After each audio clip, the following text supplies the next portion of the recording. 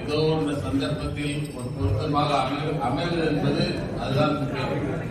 இந்த நாளை சிறப்பாக கொண்டாடுவது என்பது இது ஒரு பொருத்தமான நாளாக இருப்பது என்பதற்கு அடையாளமாக இந்த 3 பேரும் சேர்ந்து நாங்கள் நிற்பதும் உங்களுக்கு உரையாற்றுவதும் நல்ல சிறந்த நிகழ்ச்சியாக இருக்கின்றதை தெரிவித்துக் கொள்கிறேன்.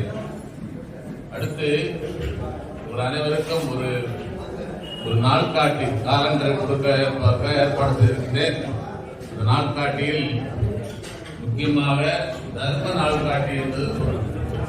அதாவது பல கலைகள் வழியாக நாம் கல்வியின் வழியாக பண்பாட்டை வளர்த்து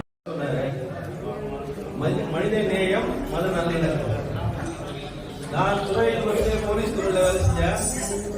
போலீஸ் துறையில் வேலை செய்யும் பொழுது எல்லா போலீஸ் ஸ்டேஷன் ஏரியாவிலும் வேலை செய்கிறேன். அங்கங்க